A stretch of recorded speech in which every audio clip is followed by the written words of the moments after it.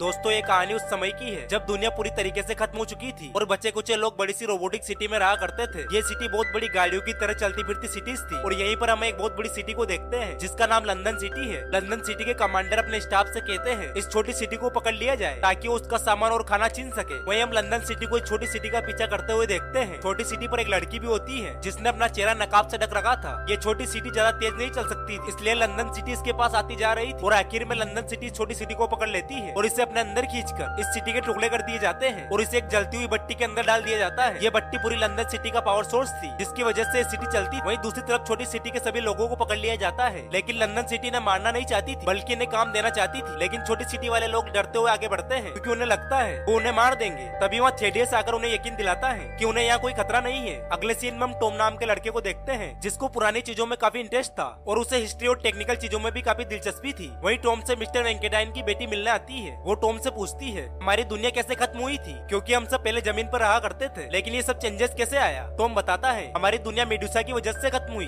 जो कि एक क्वांटम वेपन था। इस क्वांटम वेपन से सिर्फ 60 मिनट में ही हमारी पूरी दुनिया खत्म हो गई और जो बचे कुछ लोग थे उन्होंने पुराने तरीके की जिंदगी को छोड़कर ऐसे इंजन बना लिए जैसे कि हम लंदन सिटी में रहते हैं। लेकिन अभी भी कुछ ऐसे लोग हैं जो पुराने तरीके से ही जमीन पर रहते हैं जो इन इंजन के खिलाफ है। वही टॉम अपने पुराने सामान को देख रहा होता है। ये वही सामान थे जो उस सिटी से हासिल किया गया था। टॉम सामान देख ही रहा होता है तभी वहाँ थेडियस आता है और टॉम के काम से काफी खुश होता है। थेडियस टॉम से कहता है तुम तो पायलट बनना चाहते थे, तुमने उसकी ट्रेनिंग भी ली है तो तुम ये काम क्यों करने लग गए। टॉम बताता है बस हालात की वजह से मुझे अपने ड्रीम को छोड़ना पड़ा और वो अपने इस काम में बहुत खुश भी है। वहीं हम उसी लड़की को देखते हैं जिसे हमने छोटी सिटी पर देखा था। वो चाकू लेकर थेडियस की तरफ बढ़ रही होती है ताकि उसे मार सके लेकिन टॉम उसे देख लेता है। टॉम उसे रोकने की कोशिश करता है लेकिन कामयाब नहीं हो पाता और वो मास्क वाली लड़की थेडियस को चाकू मार देती है। चाकू मारती है मास्क वाली लड़की कहती है ये मेरी माँ का बदला था। ये सुनते ही थेडियस परेशान हो जाता है। उस लड़की का नाम हेस्टर शाह होता है और वो फिर से थेडियस को मारने की कोशिश करती है लेकिन इतनी देर में टॉम वहाँ पहुँचकर उसे रोक लेता है और वो लड़की टॉम को धक्का देकर वहाँ से भागने लगती है। टॉम भी उसका पीछा करता है और थेडियस भी उसके पीछे चला जाता है। ये लड़की भागते हुए सिटी के हिस्से में गिरने लगती है लेकिन तभी टॉम वहाँ आकर उसे बचा लेता है। वो लड़की टॉम से कहती है थेडियस ऐसा नहीं है जैसा तुम समझते हो, वो बहुत बेकार इंसान है, उसने मेरी माँ को मारा है। और ये कहते ही वो अपना हाथ छुड़वाकर उस बड़े से कुएं में गिर जाती है जहाँ से सिटी का सारा वेस्ट मटेरियल बाहर जाता था। तो ये लड़की भी वहाँ से निकलकर बाहर चली जाती है और इतनी ही देर में थेडियस भी वहाँ पहुँच जाता है। टॉम घबराई हुई हालत में थेडियस को बताता है वो लड़की अजीब सी बातें कर रही थी और आपको खूनी बता रही थी। ये सुनकर थेडियस टॉम को भी उसी कुएं में धकेल देता है और टॉम भी उस कुएं से घूमता हुआ बाहर निकल जाता है। इतनी देर में थेडियस की बेटी भी वहाँ आ जाती है और अपने पिता से टॉम के बारे में पूछती है। तो थेडियस अपनी बेटी से झूठ बोलते हुए कहते हैं टॉम और वो लड़की आपस में लड़ते हुए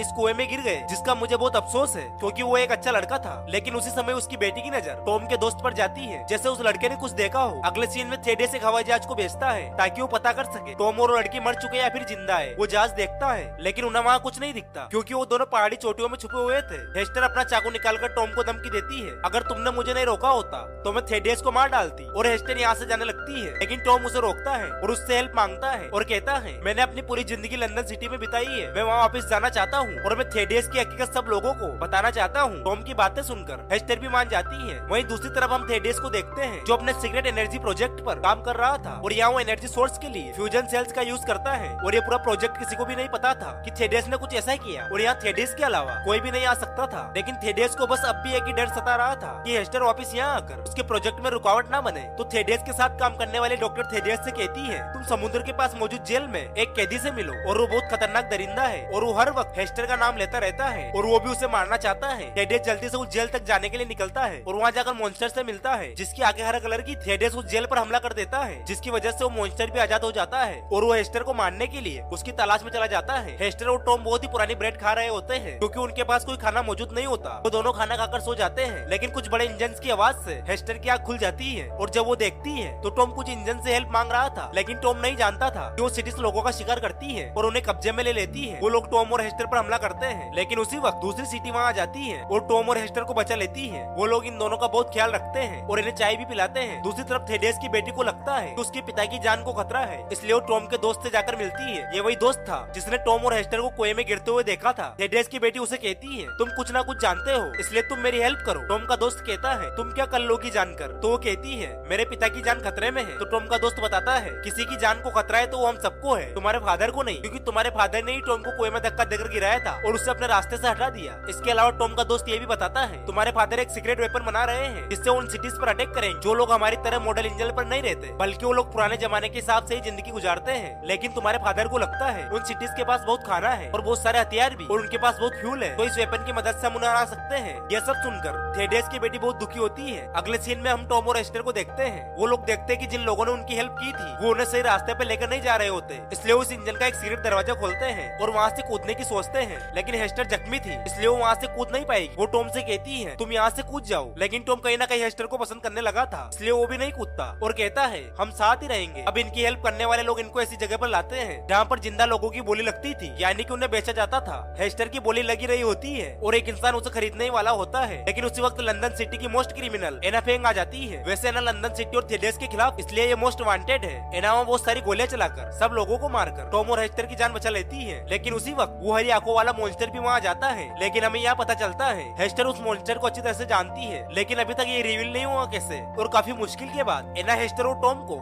उस मॉन्स्टर से बचा लेती है और वो लोग अपने जहाज में बैठकर आगे निकल जाते हैं। जहाज में एना हेस्टर से पूछती है तुम उस मॉन्स्टर को कैसे जानती हो और वो तुम्हें क्यों मारना चाहता है। हेस्टर बताती है मेरी माँ को जब थेडेस ने मार दिया था तब मेरा कोई सहारा नहीं था, तब मैं इस ग्रीन मॉन्स्टर से मिली, इसी ने मुझे बड़ा किया, खाना खिलाया, लेकिन फिर भी मैं उदास रहती थी और मेरी उदासी को देखते हुए मॉन्स्टर ने मुझसे वादा किया मैं तुम्हें अपनी तरह बना दूंगा ताकि तुम्हें कोई बुरी यादें ना आए, इसलिए तुम्हें मुझसे वादा करना होगा तुम भी मेरी तरह मॉन्स्टर बनोगी ताकि तुम हमेशा जिंदा रह सको। तो मैंने उससे वादा किया, लेकिन जब मुझे पता चला कि थेडेस वैलेंटाइन जिंदा है और वो कहाँ पर है तो मैं उसे मारने के इरादे से मॉन्स्टर को छोड़कर भाग गई और उसने उसका वादा भी तोड़ दिया, इसलिए वो मॉन्स्टर हेस्टर को मारना चाहता था। अगले सीन में हम लंदन सिटी को देखते हैं जो अपनी सही दिशा में नहीं जा रही हो। जब थेडेस के सीनियर ऑफिसर को पता चलता है तो थेडेस से मिलने के लिए आते हैं और उसे कहते हैं मेरी मर्जी के बिना तुम ये कैसे कर सकते हो। थेडेस का सीनियर ऑफिसर देखता है कि थेडेस एक बहुत ही बड़े सीक्रेट मिशन पर काम कर रहा है और ये कुछ और नहीं बल्कि वो मेडुसा प्रोजेक्ट है। इसी प्रोजेक्ट की वजह से आज से कई सालों पहले हमारी दुनिया तबाह हो चुकी थी और अब थेडेस ने वही वेपन दोबारा से बना लिया था। इससे पहले कि सीनियर ऑफिसर थेडेस को रोकता, थेडेस उसे गोली मार देता है। वही ये सब थेडेस की बेटी और टॉम का दोस्त भी देख लेता है और अब थेडेस की बेटी को अपने पिता का सच पता चल चुका था।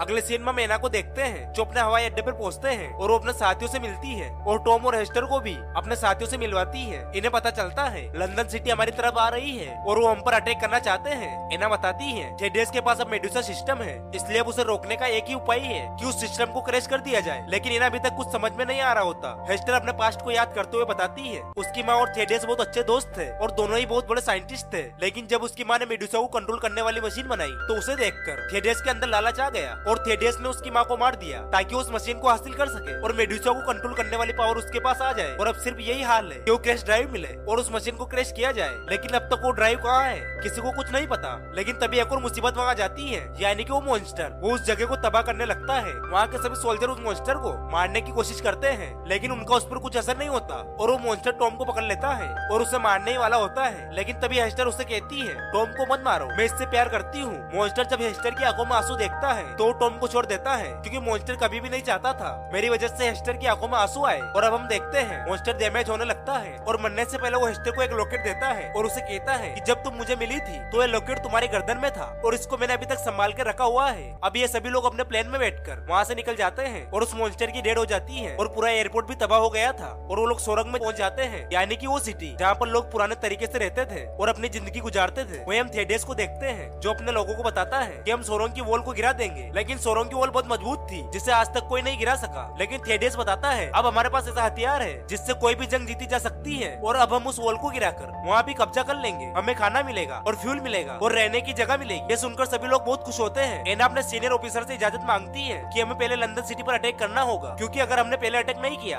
तो थेडेस मेडुसा की मदद से हमारी सिटी को तबाह कर देगा। तो ऑफिसर भी इजाजत दे देता है, इसलिए उनकी फोर्स और आर्मी हमले के लिए तैयार हो जाती है। वहीं दूसरी तरफ हेस्टर अपने लॉकेट को देख रही होती है और उसे देखते समय वो उसे खोल लेती है। तभी उसे पता चलता है उसके अंदर तो वही क्रैश ड्राइव है जो मेडुसा को क्रैश करने में उनकी मदद करेगा। वो टॉम को ऐसा बताती है। दूसरी तरफ थेडेस भी इनके करीब पहुंच जाता है और वो मेडुसा से इनके ऊपर अटैक करता है। इस अटैक की वजह से इनकी पूरी वॉल तबाह हो जाती है और सभी प्लेन भी तबाह हो जाते हैं। टॉम और हेस्टर उस क्रैश ड्राइव के बारे में एना को बता देते हैं और ये सब मिलकर लंदन सिटी के ऊपर अटैक करते हैं। रास्ते में जाते हुए इनके बहुत सारे सोल्जर भी मारे जाते हैं और बहुत से जहाज तबाह हो जाते हैं, लेकिन आखिर में कुछ लोग लंदन सिटी पहुंच जाते हैं जहाँ पर एना और थेडेस की आपस में फाइट हो रही होती है, जिससे थेडेस का ध्यान भटक जाता है और इसी मौके का फायदा उठाकर हेस्टर उसी चर्च में आ जाती है जहाँ पर मेडुसा दोबारा चार्ज हो रहा था, क्योंकि थेडेस को उससे एक बार और हमला करना था। और काफी मुश्किल का सामना करने के बाद हेस्टर अपनी माँ की दी हुई यूएसबी को मेडुसा में लगा देती है, जिससे अब ये सिस्टम बंद हो चुका था। वहीं दूसरी तरफ थेडेस एना को काफी घायल कर देता है और वो हेस्टर से कहती है तुम यहाँ से भाग जाओ, और इसी बीच थेडेस एना को मार देता है। थेडेस चर्च से बाहर निकलता है तो उसे वहाँ उसकी बेटी मिलती है। थेडेस उसे कहता है चलो हम यहाँ से भाग जाते हैं, लेकिन उसकी बेटी उसकी सच्चाई जानती थी, इसलिए उसे कहती है मैं एक खूनी इंसान के साथ नहीं जाना चाहती। इसलिए थेडेस खुद ही जाने लगता है। वो जा ही रहा होता है, लेकिन हेस्टर थेडेस का रास्ता रोक लेती है क्योंकि वो उससे बदला लेना चाहती थी। लेकिन थेडेस हेस्टर से कहता है तुम मेरी बेटी हो, तुम्हारी माँ और मैं बहुत क्लोज थे। ये सुनकर हेस्टर को शौक लगता है। वहीं दूसरी तरफ थेडेस की बेटी